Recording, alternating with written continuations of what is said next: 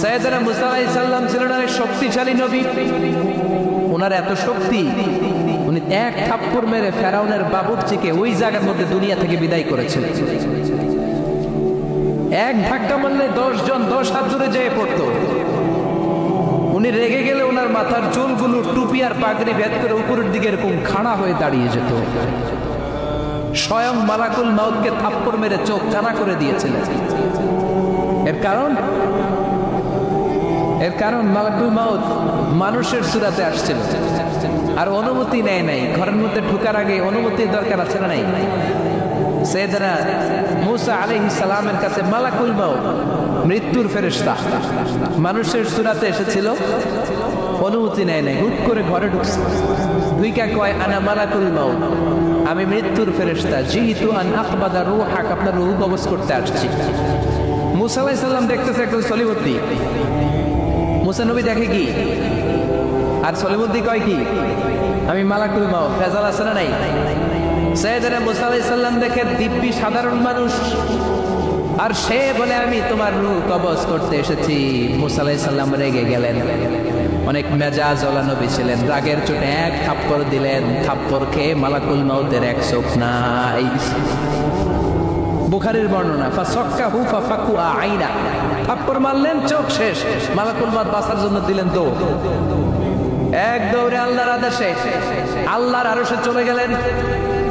যে বলে মাবুদ এমন নবীর কাছে পাঠিয়েছেন, আরসালতানি ইলা আবদিন লা ইউরিদুল মাউত, এমন বান্দার কাছে পাঠিয়েছে ওই বান্দা মরতে চায় না, খালি মারতে চায়। কি করতে চায়? মরতে চায় না, মারতে চায়। দেখেন কি করছে আল্লাহ বললেন, ও মালাকুল মাউত ভুল করছো, সালাম দাও নাই, অনুমতি নাও নাই, মানুষের সূরাতে গেছো, আর নবীও সাধারণ নবী না, মেজাজওয়ালা নবী। ঠিক কি না? চিন্তা করে লাভ নাই, আমি কথা বলবো। সাইয়েদনা মুসাকে আল্লাহ ডেকে বললেন, ও মুসা তুমি নাকি মরতে চাও না, খালি মারতে চাও। সাইয়েদনা মুসা বলেন, না মাহমুদ আমি তো চিনি নাই, এটা যে মালাকুল মাউত আমি তো চিনি নাই, চিনলে তো তার গায়ে আমি হাত তোলার সাহস করতাম না। আল্লাহ বললেন, ও মুসা যাও, দাইয়াদাকা আলা মাতনি সাউদ, ওই যে একটা গাভী দেখা যায়, ষাঁড় দেখা যায়, ওই গরুর পিঠের উপরে তোমার ডান হাতটা রেখে দাও। সাইয়েদনা মুসা আলাইহিস সালাম গরুর পিঠের উপরে ডান হাত রাখলেন। আল্লাহ বললেন, মুসা তোমার ডান হাতের নিচে গরুর যতগুলো পশম, প্রত্যেকটা পশমের বিনিময়ে তোমার এক এক বছর করে হায়াত আমি বাড়িয়ে দিলাম। মরতে যখন চাও না, মারতে যখন চাও, আরো কয়েক বছর মারো, হায়াত আমি বাড়িয়ে দিলাম। মুসা আলাইহিস সালাম বললেন, আল্লাহ সুম্মা মাদা, এই হাতের নিচে গরুর যত পশম তত আমার হায়াত বেড়ে যাবে। ধরলাম হাতের নিচে 2000 পশম, 2000 বছর হায়াত বাড়িয়ে দিলেন, কিন্তু সুম্মা মাদা 2000 বছর পরে কি হবে আগে ওইটা কোন? ওই জামালাটা ভাঙে আগে। আল্লাহ বললেন, মুসা সুম্মাল মাউত, তারপরে তো তোমাকে মরতেই হবে, এই পৃথিবীতে আসলেই মরতে হয়। কুল্লু নাফসিন যায়িকাতুল মাউত, এই পৃথিবীতে যারা একবার আসবে তাদেরকেই মরতে হবে। ঠিক কি না? সাইয়েদনা মুসা আলাইহিস সালাম বললেন, ফালআনা, তাহলে আর দেরির দরকার নাই, এখনই আমাকে নিতে বলেন। সুবহানাল্লাহ। মালাকুল মাউত এসে মুসা আলাইহিস সালামের রূহ কবজ করে ফেললেন। এই মুসা আলাইহিস সালামের সাথে সরাসরি আল্লাহর কথা হতো এই তুর পাহাড়ের উপর। সাইয়েদনা মুসা আলাইহিস সালাম আল্লাহর সাথে কথা বলতেন। পৃথিবীতে 4টা আসমানি কিতাব সবচাইতে সেরা। এক হচ্ছে তাওরাত, দ্বিতীয়ত জাবুর, তৃতীয়ত ইনজিল, চতুর্থত কোরআন। তাওরাত আল্লাহ নাযিল করেছেন সাইয়েদনা মুসা আলাইহিস সালামের উপর, জাবুর নাযিল করেছেন দাউদ আলাইহিস সালামের উপর, ইনজিল নাযিল করেছেন ঈসা আলাইহিস সালামের উপর, আর বিশ্বনবীর উপর নাযিল করেছেন কোরআন। ঠিক কিনা?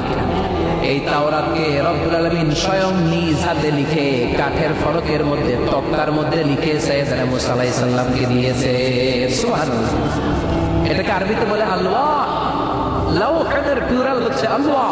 কাঠের তক্তার মধ্যে আল্লাহ নিজে তাওরাত লিখেছেন। কিসের মধ্যে লিখছেন? কথা বলেন, শুনতেছেন?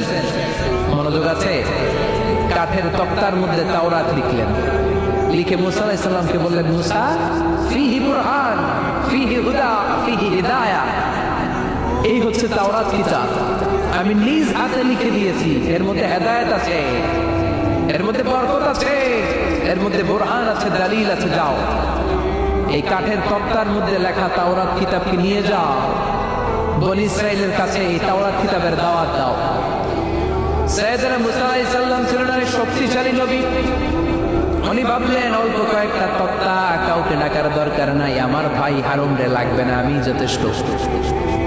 আমার ভাই হারুন রে কষ্ট করে পাহাড়ের উপরে টেনে আনার দরকার নাই, 3-4টা তক্তা আমি নিজেই নিতে পারবো, নিজেই নিতে পারবো মনে করে সাইয়েদনা মুসা আলাইহিস সালাম আল্লাহর লেখা তক্তার উপরে যে তাওরাতের ফলক, এই ফলক ধরে টান দিয়েছে উঠানোর জন্য। আল্লাহ যেহেতু কিতাব দিয়েছে নিয়ে যায়, কিন্তু কি আজীব তামাশা, তক্তা ধরে কাঁধে তুলবে তো দূরের কথা, নাড়াতেই পারে না। সুবহানাল্লাহ আসতে বলেন, নাড়াতেই পারে না। বছরে সিনিন আল্লাহ বললেন তিন আর জাইতুনের কসম, মানে ফিলিস্তিনের কসম। বছর সিনিন, তোর পাহাড়ের কসম, যেই তোর পাহাড়ের উপরে আমি তাওরাত কিতাব নাজিল করেছি।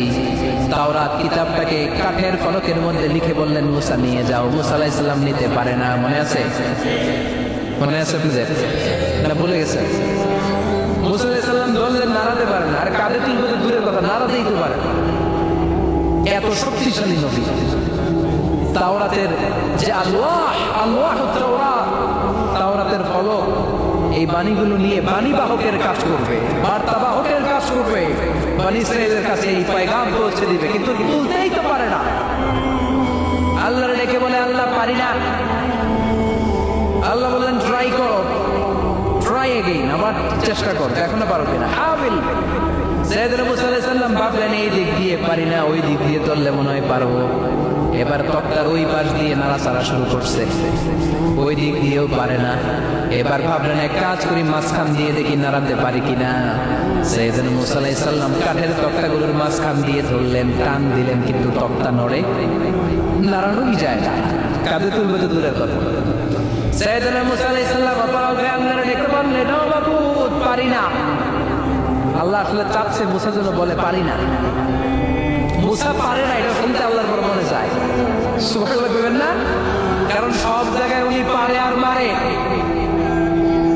আজকে সাইয়েদনা মুসা আলাইহিস সালামের কণ্ঠে আল্লাহ শুনতে চায়, আল্লাহ আমি অপারগ, আমি পারি না। সাইয়েদনা মুসা আলাইহিস সালাম বলে, আল্লাহ সাইয়েদনা জিবরাইলকে যদি বলেন আমার যদি একটু সাহায্য করে, আমার কাঁধে তুলে দিলে আমি নিয়ে বাড়িতে যাব। সাইয়েদনা জিবরাইলকে একটু বলেন। আল্লাহ বললেন, যাও জিবরাইল, হেল্প আউট মুসা, মুসা আলাইহিস সালামকে সাহায্য করো। এবার সাইয়েদনা মুসা আলাইহিস সালাম বললেন এইদিকে, সাইয়েদনা জিবরাইল বললেন এইদিকে। দুইজন মিলে তাওরাত লেখা কাঠের তক্তাগুলো উঠাতে চাইলেন, কিন্তু কি আজীব তামাশা, সাইয়েদনা জিবরাইলও পারে না। সাইয়েদনা মুসা আলাইহিস সালাম বললেন, ও ভাই জিবরাইল, চলো জায়গা চেঞ্জ করে তুমি এদিকে ধরো, আমি ওই দিকে ধরি, আবার জোরসে টান মারো। দেশকে আমি কয় না জোরসে টান, এইও সিস্টেমে দুইজন মিলে টানে, কিন্তু নাড়াতেই পারে না। আগে তো হাতে নিবে, তারপরে কাঁধে তুলবে, দুইজনেও পারে না। গায়ে যত জোর আছে, সাইয়েদনা মুসা আলাইহিস সালাম জোরসে টান দিলেন, যত জোর, সব জোরকে একসাথে করে তিনি টান দিয়েছেন। টানের চোটে দেহের প্রতিটা লোমকূপ থেকে ঘাম বেরোতে শুরু করেছে। টানের চোটে রক টান খেয়ে যাচ্ছে, কোমরের রক ছিঁড়ে যাওয়ার অবস্থা, কিন্তু কাঠের ফলকগুলো নাড়ানো যায়। সাইয়েদনা মুসা আলাইহিস সালাম বললেন, আল্লাহ জিবরাইলও পারে না। জিবরাইলের সাথে হাজার হাজার সহকারী ফেরেশতা, তাদেরকে একটু বলেন হেল্প করার জন্য। সুবহানাল্লাহ পড়ে। হাজার হাজার ফেরেশতা তুর পাহাড়ের উপর সবাই মিলে জোরে জোরে টান দেয়, জোরে জোরে টান দেয়, সবাই মিলে চেষ্টা করে তাওরাত লেখা ফলক এক প্রান্ত থেকে আরেক প্রান্ত কোনো জায়গা দিয়ে ধরে 1 ইঞ্চি নাড়াতে পারে না। এই অবস্থা থেকে আল্লাহ বললেন, ঘটনা কি? আল্লাহ পারি না। সাইয়েদনা মুসা আলাইহিস সালাম কি বলে? আল্লাহ পারি না। আল্লাহ বললেন, মুসা এই ফলকগুলোর এত ওজন নয়, কাঠের এই তক্তাগুলোর এত ওজন নয়, কিন্তু এই কাঠের তক্তার মধ্যে যে বাণীগুলো লেখা হয়েছে, বাণীগুলো কার? এটা আমার বাণী, আমার কথা। এই জিনিসটা বোঝানোর জন্য আমি এটার ওজনকে ভারী করে দিয়েছি। এবার জিব্রাইলের সহকারী ফেরেশতা লাগবে না, জিব্রাইলের সহযোগিতা লাগবে না, তোমার গায়ে আমি যেই জোর দিয়েছি টান দিয়ে দেখো সবগুলারে কাঁধে তুলে নিতে পারবা। সাইয়েদনা মুসা আলাইহিস সালাম এবার বিসমিল্লাহ বলে সবগুলো তাওরাত লেখা কাঠের তক্তাগুলো কাঁধে নিয়ে এক দৌড়ে বাড়ি। আল্লাহু আকবার। যেই পাহাড়ের উপর এই তক্তা টানাটানির ঘটনা ঘটেছে পাহাড়টার নাম, এজন্য আল্লাহ বললেন ওয়াত-তিনি ওয়াজ-যাইতুনি ওয়া তুরি সিনিন ওয়া হাযাল বালাদিল আমিন। তিন আর যাইতুনের কসম, তুর পাহাড়ের কসম। আবার তুর পাহাড়ের মধ্যে নূরের তাজাল্লি দিয়েছে কে? فلما تجلى ربه جعله دكا وخر موسى صعقا। সাইয়েদনা মুসা আলাইহিস সালাম বললেন আল্লাহ তোমাকে দেখতে চাই। আল্লাহ বললেন দেখতে পারবে না, পাহাড়ের দিকে তাকাও, পাহাড়ের মধ্যে নূরের তাজাল্লি দেব, যদি পাহাড় টিকে যায় তাহলে দেখতে পাবা। আল্লাহ যখন তুর পাহাড়ের উপর তাজাল্লি বেড়েছেন, পাহাড় ভেঙে খান খান হয়ে যায়, সাইয়েদনা মুসা আলাইহিস সালাম বেহুশ হয়ে যায়। এই বেহুশ হওয়ার ঘটনা আর পাহাড় জ্বলে ছাই হওয়ার ঘটনা যেখানে ঘটেছে, ওই পাহাড়টার নাম জোরে বলেন। ওই তুর পাহাড়ের কসম কেটেছে কে? ওয়াতুরি 2285 মিটার উঁচু, অনেক উঁচু পাহাড়। আবার ইয়াজুজ মাজুজ যখন পৃথিবীতে আক্রমণ করবে, ইন্না ইয়াজুজ ওয়া মাজুজ মুফসিদুনা ফিল আরদ। তামাম জাহানে ইয়াজুজ মাজুজ যখন আক্রমণ করবে, তামাম পৃথিবীটাকে যখন লন্ডভন্ড করে দিবে, সাইয়েদনা ঈসা আলাইহিস সালাম মুমিন বান্দাদেরকে নিয়ে যেই পাহাড়ের উপর আশ্রয় নেবেন সেটা হলো এই তুর পাহাড়। সুবহানাল্লাহ। ঈসা আলাইহিস সালাম মুমিনদেরকে নিয়ে এক পাহাড়ে চলে যাবে এই ইয়াজুজ মাজুজের অত্যাচার থেকে বাঁচার জন্য। এদেরকে ইংরেজিতে বলে Gog Magog. If you search in Google by writing Gog and Magog, আপনি পেয়ে যাবেন ইয়াজুজ মাজুজের কাহিনী। হাত্তা ইযা ফুতিহাত ইয়াজুজ ওয়া মাজুজ ওয়া হুম মিন কুল্লি হাদাবিন ইয়ানসিলুন। লক্ষ লক্ষ ইয়াজুজ মাজুজের বাহিনী আসবে। এই ইয়াজুজ মাজুজের বাহিনীর অত্যাচার, অবিচার, অনাচার, জুলুম থেকে, মারামারি থেকে বাঁচার জন্য মুসলমানরা ঈসা আলাইহিস সালামের নেতৃত্বে যেই পাহাড়ের উপর আশ্রয় নিবেন, ওই পাহাড়ের নাম হলো তুর পাহাড়। ওই পাহাড়ের নাম কি? কোরআনে অনেকবার আল্লাহ তাআলা এই তুর পাহাড়ের কথা বলেছেন।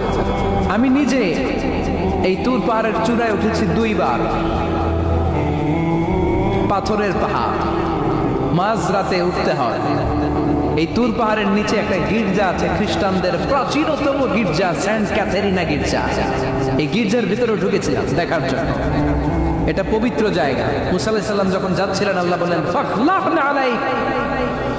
ফাখলা'না আলাইকা ইন্নাকা বিল ওয়াদিল মুকাদ্দাসি তুয়া। শুজ অফ, জুতা খুলে ফেলো। মুসা জুতা খুলে ফেলো। ইন্নাকা বিল ওয়াদিল মুকাদ্দাসি Tuya. You are in a very holy valley, very sacred valley. একটা পবিত্র উপত্যকায় তুমি এসেছো। এর চাইতে উন্নত এবং পবিত্র উপত্যকা আমি মহাবিশ্বে কোথাও সৃষ্টি করি নাই। চিল্লায় পড়েন সুবহানাল্লাহ। মাঝরাতে এই তুর পাহাড়ে উঠতে হয়, ব্যাকপ্যাক নিয়ে যেতে হয়, সেখানে পানি টানি খাবার দাবার নিয়ে ওঠা লাগে। 3-4 ঘন্টা লাগে উঠতে, নামতে আবার 3-4 ঘন্টা। সকালে 10টা-11টার পরে আর তুর পাহাড়ে থাকা যায় না, কারণ আমাদের বাংলাদেশের পাহাড়গুলো মাটির পাহাড়, তুর পাহাড় হচ্ছে পাথরের পাহাড়। পাথরের পাহাড়ে যখন সূর্যের আলো লাগে, পাথরের পাহাড় গরম হয়ে যায়। আমরা মাঝরাতে উঠতে শুরু করলাম। আমরা যখন উঠতেছি দেখলাম খ্রিস্টিয়ান কমিউনিটির একটা গ্রুপ, তারাও উঠছে, ইহুদিদের একটা গ্রুপও উঠছে, কারণ এটা 3 ধর্মের লোকদের কাছে তীর্থস্থান। এই তুর পাহাড়ের চূড়ায় ছোট্ট একটা মসজিদ আছে, 7-8 জন নামাজ পড়া যায়। খ্রিস্টানদের একটা গির্জা আছে, ইহুদিদের একটা সিনাগগ আছে। ফজরের সময় উঠলাম, পুরো সিলসিলাতুল জিবাল তুর পাহাড় দেখলাম। অবাক হলাম, এই পাহাড়ে বিশ্বনবী মেরাজের রাতে নেমে দোয়া করেছেন, ঠিক কিনা? এই পাহাড়ে ঈসা আলাইহিস সালাম মুমিনদেরকে নিয়ে ইয়াজুজ মাজুজের আক্রমণ থেকে বাঁচার জন্য আশ্রয় নিবেন। এই তুর পাহাড়ের কসম কোরআনের ভেতরে কেটেছে কে? এজন্য আল্লাহ বললেন ওয়াত-তিনি ওয়াজ-যাইতুনি ওয়া তুরি সিনিন ওয়া হাযাল বালাদিল আমিন। তিন আর যাইতুনের কসম, ওই মিশরের তুর পাহাড়ের কসম, ওয়া হাযাল বালাদিল আমিন, এই নিরাপদ শহরের কসম। শহরটার নাম কি? কি নাম? এই নিরাপদ শহর দ্বারা আল্লাহ বুঝিয়েছেন মক্কা, না ফিলিস্তিন না। ফিলিস্তিন হচ্ছে প্রথমটা, কিন্তু হাদাল বালাদিল আমিন, এই নিরাপদ শহর দিয়ে আল্লাহ বুঝিয়েছেন মক্কা শহরকে। চিৎকার করে বলবেন কোন শহর? মক্কা শহর। এই মক্কা শহরের আগের নাম বাক্কা। মক্কার আগের নাম কি? জোরে বলেন, আরো জোরে। ইন্না আউওয়ালা বাইতিন উদিআ লিন-নাসি লাল্লাযী বিবাক্কাতা মুবারাকা হুদাল লিল-আলামিন। নিশ্চয়ই পৃথিবীর সর্বপ্রথম ঘর যেই শহরের মধ্যে আমি আল্লাহ স্থাপন করলাম, শহরটার নাম হলো বাক্কা শহর। কি শহর? এই বাক্কা পরে চেঞ্জ হয়েছে মক্কা। আল্লাহু আকবার। তার মানে আজকে জানলেন মক্কা শহরের আগের নাম হলো বাক্কা। আগের নাম কি? মক্কা শহরে অনেক হোটেল আছে, হোটেলের নাম ফুন্দুক বাক্কা। দেখছেন? ফুন্দুক বাক্কা মানে বাক্কা হোটেল। এই বাক্কা হচ্ছে মক্কার আগের নাম, মনে থাকবে। আল্লাহ বললেন আদাল বালাদিল আমিন, এই নিরাপদ শহরের কসম, এই শহরের চেয়ে নিরাপদ শহর পৃথিবীর মধ্যে। ইউসাউইরুকুম ফিল আরহামি কাইফা ইয়াশা লা ইলাহা ইল্লা হুয়াল আজিজুল হাকীম। তিনি হলেন এমন সত্তা যিনি মায়ের পেটে থাকা অবস্থায় তোমাদের চেহারার ডিজাইন করে দিয়েছে। চিল্লায়া বলেন সুবহানাল্লাহ। তাহলে চারটা কসম কেটে আল্লাহ যে দামি কথাটা বললেন, লাকাদ খালাকনাল ইনসানা ফি আহসানি তাকওয়িম, সুন্দর আকৃতিতে তৈরি করেছি। এজন্য সুন্দর চেহারাটা নিয়ে যখন আয়নার সামনে দাঁড়াবেন, তখন আপনি আয়নার দোয়া পড়বেন আল্লাহুম্মা হাসসানতা খালকি ফাহসিন খুলুকি। বিশ্বনবীর চেহারা সুন্দর বেশি না কম? জোরে বলেন। চাঁদের চেয়ে সুন্দর তুমি নবী আমার কামলিওয়ালা, চাঁদের চেয়ে সুন্দর তুমি নবী আমার কামলিওয়ালা। দু জাহানের বাদশা তুমি প্যারা নবী সাল্লে আলা, দু জাহানের বাদশা তুমি প্যারা নবী সাল্লে আলা। চাঁদের চেয়ে সুন্দর তুমি নবী আমার কামলিওয়ালা। সুবহানাল্লাহ। বিশ্বনবীর চেহারাটা বড় সুন্দর ছিল। এত সুন্দর চেহারার মানুষ পৃথিবীতে দ্বিতীয়টা নাই। ওই চেহারা নিয়ে বিশ্বনবী আয়নার সামনে যখন দাঁড়াতেন, উনি বলতেন আল্লাহুম্মা হাসসানতা খালকি ফাহসিন খুলুকি। এর মানে হলো আল্লাহ আমার চেহারাটা আপনি যেমন সুন্দর করেছেন, আমার চরিত্রটাও সুন্দর করে দিয়ে। This is the attitude. এটাকে বলা হয় attitude. What a marvellous amazing attitude he belongs. বিশ্বনবীর কি সুন্দর অ্যাটিটিউড ছিল। সুন্দর চেহারা নিয়ে আয়নার সামনে দাঁড়িয়ে তিনি বলতেন, আল্লাহ আমার চেহারাটা যেমনি সুন্দর করেছো, আমার চরিত্রটাকেও সুন্দর করে দাও। আমার বাহিরটা যেমন সুন্দর, আল্লাহ আমার ভেতরটারেও সুন্দর করে দিও। পড়েন আমিন। এই আয়নার দোয়া পারেন তো? আয়নার সামনে দাঁড়ায় এই দোয়া পড়েন তো? নাকি বলেন আয়না বসাইয়া দিও কলবের ভিতর? এগুলো বলবেন? পড়েন আল্লাহুম্মা হাসসানতা খালকি ফাহসিন খুলুকি, আল্লাহুম্মা হাসসানতা খালকি ফাহসিন খুলুকি। হে আল্লাহ, সবাই বলেন হে আল্লাহ তুমি আমার চেহারাটা সুন্দর করেছো, তুমি আমার চরিত্রটাও সুন্দর করে দিও। আমিন। আর জোরে পড়েন আমিন। এই জন্য নিজে যখন আয়নার সামনে দাঁড়াবেন এটা বলবেন, আপনার স্ত্রী যখন আয়নার সামনে দাঁড়ায় তখন এইটা বলবেন, আপনার বাচ্চা যখন আয়নার সামনে দাঁড়ায় তখন এই দোয়া পড়বেন। রাজি আছেন তো? আয়নার সামনে দাঁড়িয়ে আমরা বলবো হাসসানতা খালকি, আল্লাহ তুমি আমার চেহারাটা সুন্দর করেছো। আমরা সবাই সুন্দর, আমরা সবাই সুন্দর। যার কালার কালো, কালো চামড়ার লোক, তার মধ্যে একটা সৌন্দর্য আছে না নাই? আল্লাহ বললেন এই কালো আর কালো এগুলো তো বাইরে। তোমাদের গায়ের রঙের ভিন্নতা, ভাষার ভিন্নতা, এগুলো আল্লাহর মিরাকেল। একজন সাদা, একজন কালো, একজন ধূসর বর্ণের, এক একজনের চেহারার সাথে আরেকজনের চেহারার মিল নাই। সুবহানাল্লাহ। এটাই সুন্দর, সৌন্দর্য।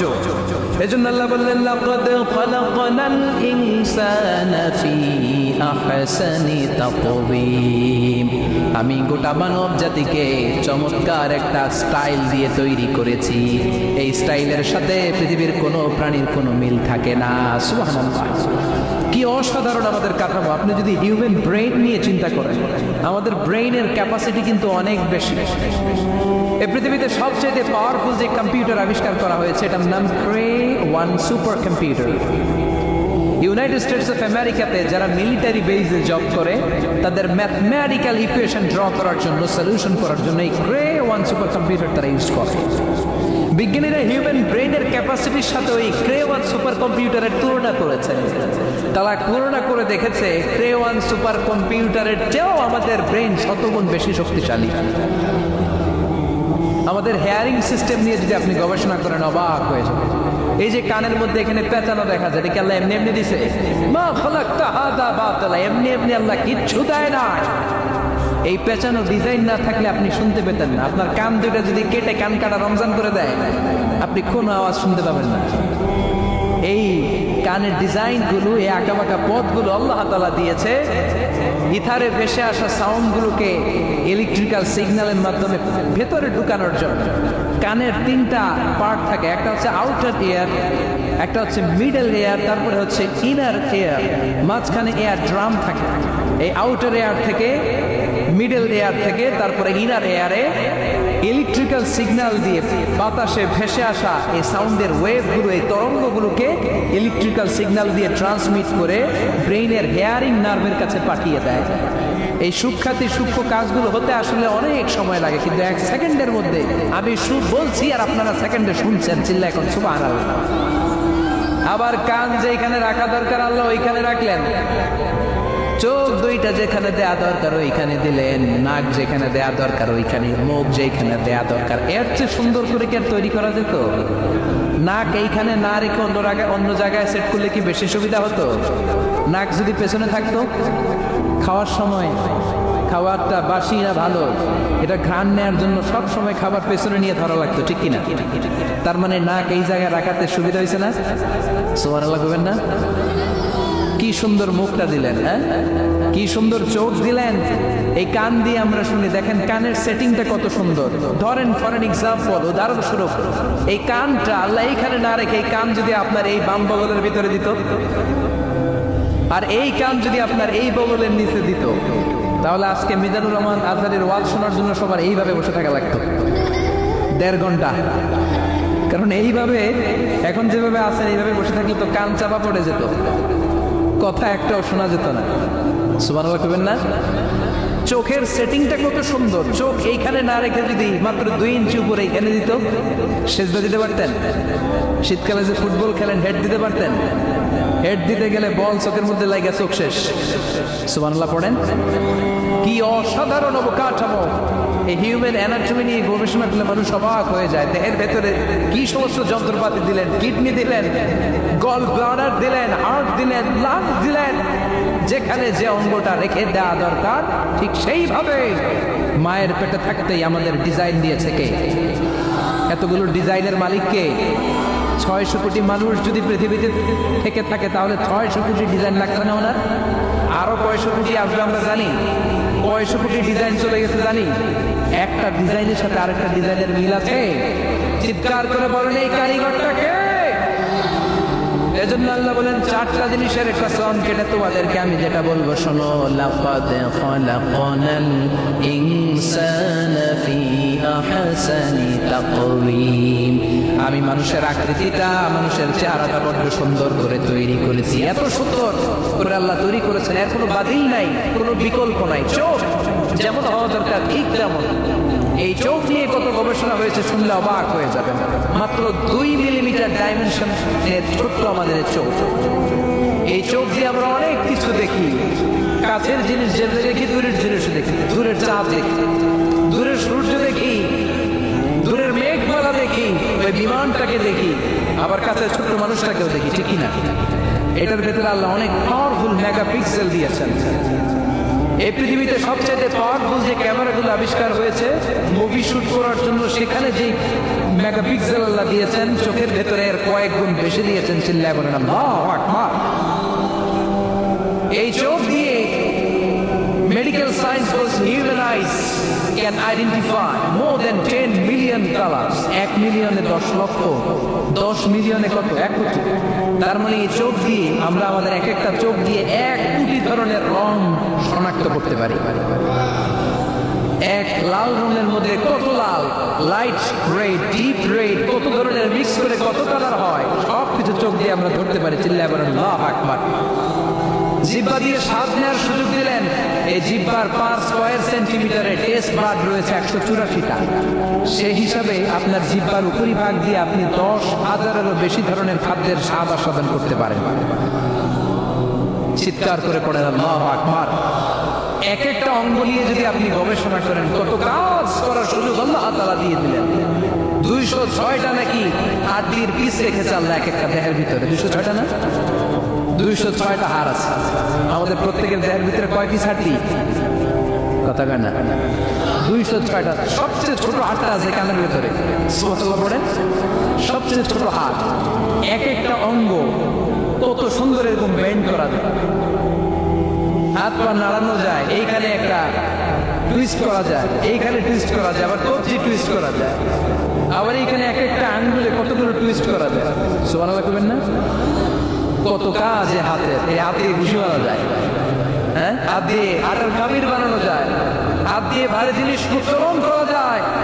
আবার এই হাত দিয়ে দেখেন ক্রিকেটাররা কি সুন্দর বল করে, এটা দিয়ে স্পিন বল করে, লেগ স্পিন করে, অফ স্পিন করে, পেস বল করে। এক হাতের মধ্যে কত কারসাজি। সুবহানাল্লাহ করে না? আবার বা হাতে স্পিন করে না, বল এদিকে পড়ে ওইদিকে চলে যায়, আছে না নাই?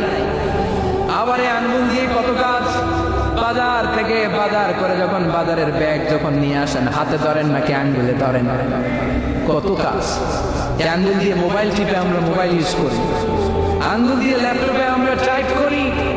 ডাক্তাররা এই আঙ্গুল দিয়ে সুই ইউজ করে সূক্ষ্ম সূক্ষ্ম সার্জারির কাজগুলো করে। অবাক হয়ে যাবেন এই আঙ্গুলের কত কাজ। এই আঙ্গুল দিয়ে আবার এখন ক্রিকেটেও এরকম 2 আঙ্গুল তুললে ছক্কা, আসলে আবার 1 আঙ্গুল তুললে আউট, আবার এটা তুললে ভিক্টরি, বিজয় চিহ্ন। দেখবেন যত নেতা খেতা করে পুলিশে ধরে, এটা দেখে, আসলে নাই? এইভাবে কত ধরনের নমুনা আমরা ইউজ করি, কতভাবে হাতগুলোকে ইউজ করি, কতভাবে পা গুলোকে ইউজ করি। দেহের এই সৌন্দর্য আমাদের দান করেছে কে? লাকাদ খালাকনাল ইনসানা ফি আহসানি তাকওয়িম। আমি মানুষকে সবচাইতে সুন্দর আকৃতিতে তৈরি করেছি। সুবহানাল্লাহ পড়েন, চিল্লায় পড়েন আল্লাহু আকবার। আল্লাহ বললেন মানুষ সবচাইতে সেরা, মানুষ হলেন সবচাইতে সেরা। মানুষ যখন সেরা হয়, মানুষের চাইতে সেরা কেউ হয় না। আবার মানুষ যদি নিকৃষ্ট হয়ে যায়, মানুষের চাইতে নিকৃষ্ট কেউ হতে পারে না, ঠিক কি না? আল্লাহ বললেন মানুষের আকৃতি আমি বড্ড চমৎকার করে বানালাম। সবচেয়ে সুন্দর আকৃতি মানুষের, সবচেয়ে সুন্দর আকৃতি কার? জোরে বলেন, সবচেয়ে বেশি মর্যাদা কার? আশরাফুল মাখলুকাত কে? আশরাফুল মাখলুকাত কে চিল্লায়া বলেন। নাকি হাতি? রয়্যাল বেঙ্গল টাইগার শক্তিশালী না? এটা এটা তো মানুষ খায় ফেলে, তো এটাই না আশরাফুল মাখলুকাত হওয়া দরকার? হাতি সবচেয়ে শক্তিশালী না? তো এটাই না আশরাফুল মাখলুকাত হওয়া দরকার? এগুলো কোনটাই আশরাফুল মাখলুকাত না। আশরাফুল মাখলুকাত হচ্ছে মানুষ। আশরাফুল মাখলুকাত কি? চিল্লায় বলেন আশরাফুল মাখলুকাত কে? এজন্য আল্লাহ বললেন লাকাদ খালাকনাল ইনসানা ফি আহসানি তাকওয়িম। আমি মানুষকে চমৎকার আকৃতি দিয়ে তৈরি করেছি। সুম্মা রাদাদনাহু আসফালা সাফিলিন। আবার মানুষকে আমি একেবারে নিম্নগামী করেছি। উপরে যেমনি নিয়েছি, আবার মানুষকে নিম্নগামীও করেছি। তার মানে মানুষ যদি সম্মানিত হয়, মানুষের চেয়ে বেশি সম্মানিত কেউ হতে পারে? মানুষ যদি সম্মানিত হয়, মানুষের চেয়ে সম্মানিত হওয়ার সুযোগ কারো আছে? দলিল কি? দলিল হচ্ছে বিশ্বনবী যখন মেরাজে যাচ্ছিলেন, একটা সার্টেন লেভেল, যে একটা নির্দিষ্ট জায়গায়, যে সাইয়েদনা জিবরাইল বললেন ইয়া রাসূলুল্লাহ আমি আর উপরে যেতে পারবো না, আমার খেলা এই জায়গায় শেষ, নবী আপনার খেলা এখন শুরু। সুবহানাল্লাহ। ও নবী, এই জায়গার নাম সিদরাতুল মুনতাহা, এটা সীমান্ত বৃক্ষ, এটা হচ্ছে বর্ডার এরিয়া। কি এরিয়া? এটা হলো বর্ডার এরিয়া, এখানে আমার খেলা শেষ। আজীবন আমি এই জায়গায় এসে কান পেতে আল্লাহর অর্ডার শুনেছি, আর ওই অর্ডার তামিল করার জন্য দুনিয়াতে নেমেছি। আমি জিব্রাইলের উপরে যদি 1 ইঞ্চি উপরে ওঠার চেষ্টা করি, আমার শত শত পাখাগুলোকে জ্বালিয়ে ছাই করে দিবে কে? সাইয়েদনা জিব্রাইলের উপরে যেতে পারে নাই। যেখানে সাইয়েদনা জিব্রাইলের খেলা শেষ, ওইখানে বিশ্বনবীর খেলা শুরু হয়েছিল। সুবহানাল্লাহ। তার মানে মানুষ যখন উপরে ওঠে, এত উপরে উঠে যায়, ফেরেশতাদেরকেও হার মানিয়ে ফেরেশতাদের উপরে চলে যায়। আবার মানুষ যখন নিচে নামতে শুরু করে, শয়তানকেও হার মানিয়ে নিচে চলে যায়, ঠিক কিনা? তার মানে হাইয়ার হলে সব দিক দিয়ে হাইয়ার, হাইয়েস্ট তো অল ক্রাইটেরিয়াতে সে হাইয়েস্ট, লোয়েস্ট তো অল ক্রাইটেরিয়াতে সে লোয়েস্ট। মানুষ ভালো হলে এর চেয়ে ভালো আর হয় না, মানুষ খারাপ হলে তার চাইতে খারাপ আর হয় না। এজন্য আল্লাহ বললেন সুম্মা রাদাদনাহু আসফালা সাফিলিন। মানুষকে যেমনি আমি সুন্দর আকৃতি দিয়ে তৈরি করেছি, আবার ওই মানুষকে আমি আল্লাহ নিম্নগামী করেছি। যেটা উপরে ওঠে ওইটা আবার নিচেও নামা লাগে, ঠিক কিনা? কোন তাফসীরে মুফাসসিরিনে ইকরাম বলেছেন আসফালা সাফিলিন দিয়ে বার্ধক্যকে বোঝানো হয়েছে। যৌবনে মানুষের চেহারা সৌন্দর্য বেড়ে যায়। যৌবন যখন ঠিকরে পড়ে, একজন তাগড়া যুবক, তার চেহারার মধ্যে যে সৌন্দর্য, ওই ছেলেটাই যখন বুড়ো হয়ে যায়, তার চেহারার দিকে কেউ তাকাতে চায় না। রং ধরা যৌবন জং ধরে নাই, জং ধরে শেষ, ঠিক কিনা? আবার কোন মুফাসসির বলেছে না, এটা নৈতিক অধঃপতন। সুম্মা রাদাদনাহু আসফালা সাফিলিন। মানুষ যখন নিম্নগামী হয়, সবচেয়ে খারাপ হয়ে যায়। এই মানুষের মধ্যে যখন নেফাকি দেখা দেয়, মানুষ যখন মুনাফিক হয়ে যায়, সবচেয়ে খারাপ হয়ে যায়। মুনাফিকের চরিত্র যখন একজন মানুষের মধ্যে সে ধারণ করে, নিচে যেতে যেতে এত নিচে সে চলে যায়, শয়তান দেখে অবাক হয়ে যায়। শয়তান দেখে মনে মনে কয়, এইটাই যদি দুনিয়ায় আইবো, আমারে আল্লাহ বানাইছে কেন? কথা বুঝতে পারছেন? মানুষ এত নিচে যায়, শয়তান অবাক হয়ে বলে, এইটাই যদি দুনিয়াতে থাকবে, তো আমি তৈরি হইলাম কেন? আমি শয়তান হইলাম কেন? এজন্য মানুষ ভালো হলে সবচেয়ে ভালো, খারাপ হলে সবচাইতে খারাপ। তার কারণটা কি? মানুষ যখন খারাপ হয়, পশুর চাইতেও খারাপ হয়ে যায়। জোরে বলেন ঠিক কিনা? আমরা বলি না, তুই পশুর চাইতেও অধম। মানবিকতা হারিয়ে যখন মানুষ অন্যায় কাজ করে, তখন আমরা বলি তুই পশুর চাইতেও অধম, ঠিক কিনা? এজন্য বলা হয় জনসংখ্যা বাড়ছে, মানুষ বাড়ছে না। বাড়ছে জনসংখ্যা, বাড়ছে কি মানুষ? বাড়ছে নাকি? মানুষ নাই। এই দুনিয়া এখন তো সেই দুনিয়া নাই, মানুষ নামের মানুষ আছে, দুনিয়া বোঝায়।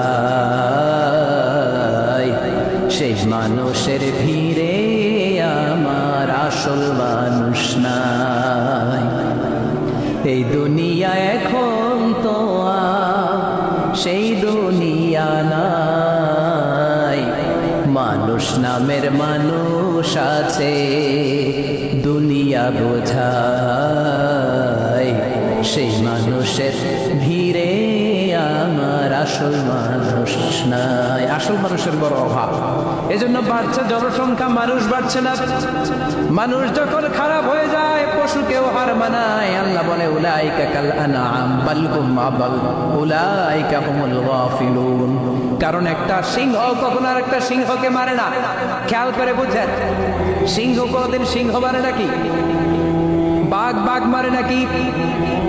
হাতি কোনদিন হাতি মারে নাকি? কিন্তু মানুষ মানুষকে মারে, ঠিক কিনা? আওয়াজ করে উত্তর দেন, একটা বাঘ আর একটা বাঘকে 8 টুকরা 10 টুকরা করে নাকি? একটা হাতি আর একটা হাতিকে কোনদিন 20 টুকরা 14 টুকরা করে নাকি? কিন্তু একটা মানুষ আর একটা মানুষকে 8 টুকরা 14 টুকরা 20 টুকরা করে, ঠিক কিনা? এজন্য আল্লাহ বললেন সুম্মা রাদাদনাহু আসফালা সাফিলিন। মানুষ যখন শ্রেষ্ঠ হয়, মানুষের চাইতে শ্রেষ্ঠ যেমনি কেউ আর হতে পারে না। আবার মানুষ যখন নিকৃষ্ট হয়ে যায়, মানুষের চাইতে নিকৃষ্ট আর কেউ হতে পারে। এজন্য ভালো হওয়ার দরকার আছে না নাই? তার মানে মানুষ যেমনি উপরে উঠে আবার নিচেও নামতে পারে, মানুষের যেমনি সুযোগের সম্ভাবনা বেশি, মানুষের মধ্যে বিপদ খুব বেশি, কিন্তু দুই শ্রেণীর ব্যক্তিকে বিপদ স্পর্শ করে না। কয় শ্রেণী? আরো জোরে বলেন। আল্লাহ বললেন সে দুই শ্রেণী হলো ইল্লাল্লাযীনা আমানু ওয়া আমিলুস সালিহাতি ফালাহুম আজরুন গায়রু মামনুন। যারা ঈমান আনবে আর সৎকর্ম করবে, এক আল্লাহর উপরে যারা বিশ্বাস রাখবে আর যারা দুনিয়াতে নেক আমল করবে, তাদের জন্য প্রতিদান রেখেছে কে? তাদেরকে জান্নাত দেওয়ার জন্য প্রস্তুত হয়ে আছে আল্লাহ। জোরে কোন ঠিক কিনা? মায়ের এক ধার দুধের দাম কাটিয়া গায়ের চাম, বাপস বানাইলেও ঋণের শোধ হবে না, এমন দরদি ভাবে কেউ হবে না আমার মাহা।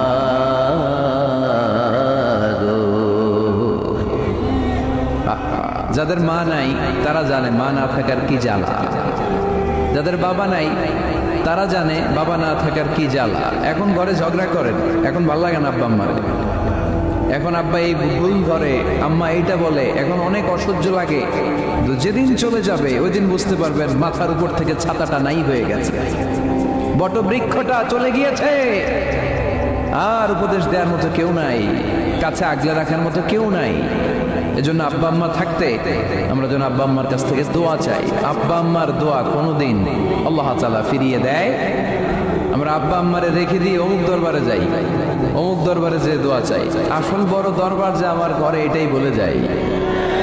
আমার আব্বার চেয়ে বড় কোনো পীর সাহেব আমার জন্য হতে পারে, আমার মায়ের চেয়ে বড় দোয়াকারী আমার জন্য পৃথিবীতে থাকতে পারে। পৃথিবীর সবাই মিলে, সব আল্লাহর ওলিরা মিলে কোরআন খতম দিয়ে এইখানে ফু দিল একটা গ্লাসের পানির ভিতরে, আপনার আম্মা কিংবা আব্বা শুধু বিসমিল্লাহ বলে আরেকটা গ্লাসের পানির মধ্যে ফু দিল, মায়ের দোয়াটা মুহূর্তেই কবুল করে নিবে কে? আম্মা আব্বার চেহারার দিকে তাকালেই কবুল হজের সওয়াব দেয় কে? হজ করে আসছেন কারা কারা দেখি?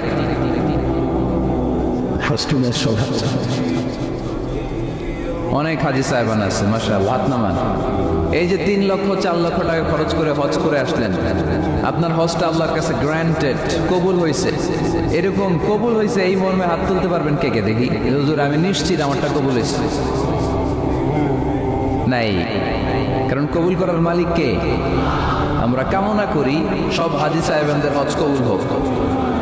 আমি হজ করেছি 2018 সালে, আমরা কামনা করি আমাদের হজ উমরা কোনো কবুল হোক, কিন্তু হাত তুলে বলা যাবে হুজুর আমারটা কবুল হইছেই, বলা যাবে?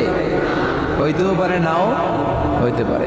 হাজি সাহেব লেখার জন্য, আল হাত লাগানোর জন্য অনেকে যায়, আছে না নাই? তাওয়াফুল ওয়াদা একটা তাওয়াফ আছে, বিদায়ী তাওয়াফ। কি তাওয়াফ? হজের সব কাজ শেষে ফেরার আগে কাবা ঘরের সাথে দেখাটা মোলাকাত করে আসতে হয়। আল্লাহ হাবিব বললেন সর্বশেষ দেখাটা যেন কাবা ঘরের সাথে হয়, 7টা তাওয়াফ যেন সে করে। তো এক লোক 6 তাওয়াফের পরে ফোন আসছে দেশে, তো মেয়েরে বলতেছে মা আর একটা তাওয়াফ বাকি আলহাজ হইতে, একটু পরে তুই ফোনটা দে, একটু পর দে, আলহাজ হইতে আর একটা তাওয়াফ বাকি। তো উনি গেছে কি হওয়ার জন্য? আলহাজ হওয়ার জন্য। নামের আগে আলহাজ লাগাবেন না। কেউ যদি আপনারে বলে হাজি সাহেব বলুক, কিন্তু আমি হজ করছি একজনকে দেখানোর জন্য, তিনি কে? আল্লাহ। এজন্য ইখলাসটা বড় জরুরি। লোক দেখানো মনোভাব আমাদের সব কিছুকে ধ্বংস করে দেয়। তো যারা হজ করেছেন কেউ কিন্তু হাত তুলতে পারলেন না যে হুজুর আমি 100% কনফার্ম যে আমার হজটা কবুল হয়েছে, কিন্তু আল্লাহর হাবিব বলেন রহমতের নজরে তোমার আব্বা আম্মার চেহারার দিকে যদি একবার তাকাও, মুহূর্তেই একটা কবুল হজের সওয়াব তোমার আমল নামে আল্লাহ দিয়ে দিবে। চিল্লায় পড়েন আল্লাহু আকবার। এজন্য আব্বা আম্মা থেকে দোয়া নেওয়ার দরকার আছে না নাই? দোয়া চাইবেন, দোয়া চাইবেন। মায়ের মর্যাদা অনেক বেশি, বাবার চেয়ে 3 গুণ বেশি, কমসে কম। কয় গুণ বেশি? মা মা মা, তারপর বাবা, 3 বার মা। কয়বার মা?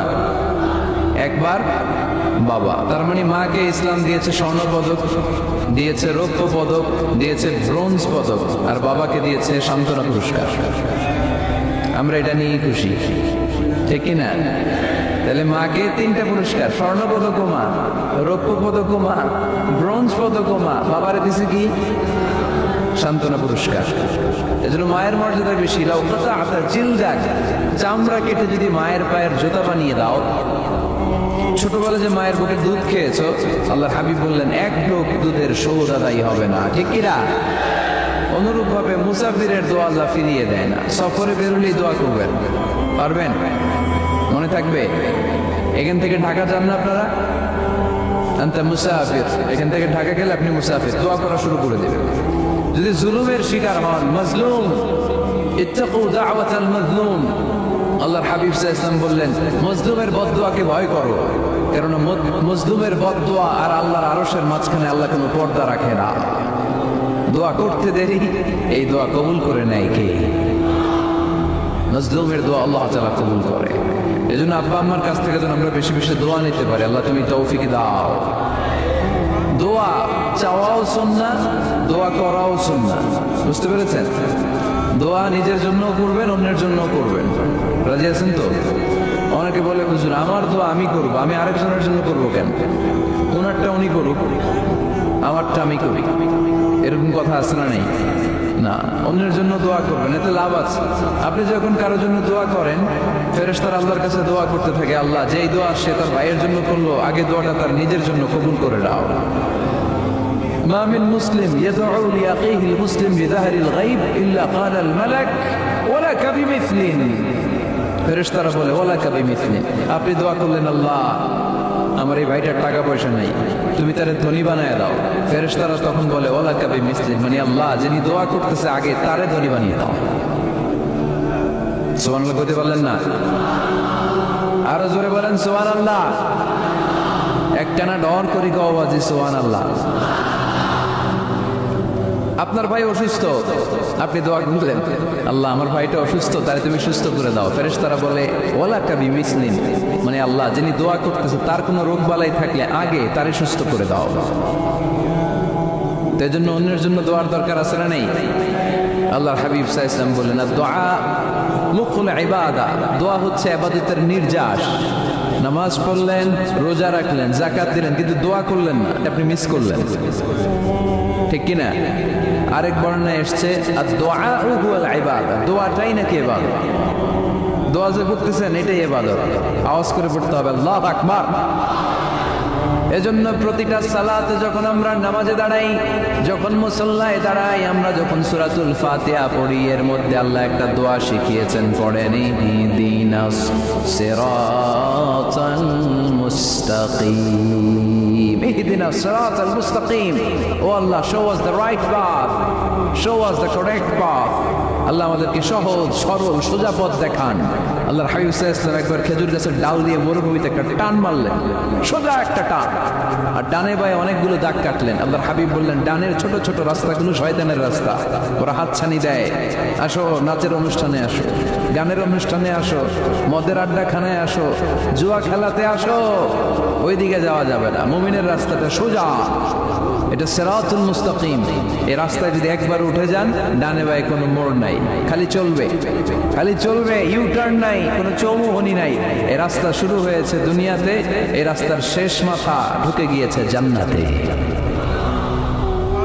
এজন্য প্রতিদিন সালাতে আমরা পড়ি আল্লাহ তুমি আমাদেরকে সরল সঠিক পথ দেখাও। আমরা যদি কোনোদিন রাস্তা হারিয়ে ফেলি, আমাদেরকে রাস্তা দেখায় কে? আমি যদি কোনোদিন পথ ভুলে যাই, হাত ছানি দিয়ে কাছে নিও, মমতার বন্ধনে আমায় বেঁধে সব ভুল ক্ষমা করে দিও। পড়েন আমিন। এজন্য সালাতের মধ্যে দোয়া আছে না নেই? প্রতিদিন আমরা দোয়া করি, দোয়াটা পড়ি, কিন্তু অর্থ বুঝি না। এর চাইতে দামি দোয়া হতে পারে ইহদিনাস সিরাতাল মুস্তাকিম, আল্লাহ সিরাতুল মুস্তাকিমের পথ দেখাও, সোজা পথ। এই জন্য দোয়ার গুরুত্বের কোনো শেষ নাই, এটা অনেক গুরুত্বপূর্ণ। কি সুন্দর ইসলাম, হোয়াট এ প্রাইভেসি ইন ইসলাম, কত সুন্দর প্রাইভেসি ইসলাম আমাদেরকে শিখিয়েছে। আপনি ঘরে ঢুকবেন, অনুমতি নিয়ে ঢুকবেন। কার কথা? এক সাহাবী বললেন নবী আমার ঘরে 2 ঘর। কয়টা? দুইটা মাত্র রুম, এক রুমে থাকি আমি আর এক রুমে থাকে আমার আম্মা জান, যেই আম্মা জানের বুকের দুধ খেয়ে আমি 10 মাস পেটের ভেতরে ছিলাম, 2 বছর বুকের দুধ খেয়ে বড় হলাম। আমার আম্মা জান থাকে এক রুমে, আমি থাকি আর এক রুমে। ও নবী, আমার মায়ের রুমে ঢোকার আগেও কি অনুমতি নেওয়া লাগবে নাকি? বিশ্বনবী বললেন, ও সাহাবা, আতুহিব্বু আন তারাহা উরিয়ানা, do you like to see your বাবা নেকেড? তুমি কি তোমার মাকে নেকেড দেখতে চাও? তুমি কি তোমার মাকে উলঙ্গ দেখতে চাও? সাহাবী বললেন, কাল্লা, কখনোই না। বিশ্বনবী বললেন, ইদান তাস্তাদিন, তোমার মাকে যদি উলঙ্গ দেখতে না চাও তাহলে অবশ্যই অবশ্যই অবশ্যই তোমার মায়ের ঘরে ঢোকার আগে অনুমতি নিয়ে ঢুকবা। সুবহানাল্লাহ। মায়ের ঘরে ঢোকার আগে অনুমতি নিতে হবে। তাহলে ভাইয়ের ঘরে, বোনের ঘরে, ভাবির ঘরে, হ্যাঁ, ঢুকাই যাবে না। ভাবির ঘরে ঢোকা যাবে? কারো ঘরে ঢোকার আগে অনুমতি নিতে হবে। এটাকে বলে প্রাইভেসি। ইসলামী প্রাইভেসিকে গুরুত্ব দেয়। কারণ আপনি হয়তো এমন একটা সময় চলে যাবেন ঘরের ভিতরে আপনার আম্মা ওই সময় হয়তো হালকা পোশাক পরে, সিম্পল কোনো কাপড় পরে শুয়ে আছে, ঠিক কিনা? ওই পোশাকে সে আপনার সামনে আসতে চায় না। আপনি যখন নক করবেন, আপনি যখন সালাম দিবেন, পারমিশন চাইবেন, সে হয়তো ওনাকে ঢেকে চাদর পরে সুন্দর করে জামাটা পরে তারপরে আপনার সামনে আসবে। চিল্লায় বলেন ঠিক কিনা? এজন্য অনুমতি নিয়ে ঢোকা ফরজ। কারো ঘরে যখন যাবেন আগে সালাম দিবেন, 3 বার সালাম দিবেন। 3 বার সালাম দেওয়ার পরে যদি উত্তর না পাওয়া যায় চলে যাবেন। কার কথা মানতে রাজি আছেন তো? এগুলো মানি না, এই জন্যই ঘরে অশান্তি, ফ্যামিলিতে অশান্তি, চোখের হেফাজত নাই, নজরের হেফাজত নাই। এই নজরের লাগাম যদি টেনে ধরতে পারেন, ফ্যামিলির 50% সমস্যা এমনি চলে যাবে। চিল্লা এখন ঠিক কিনা?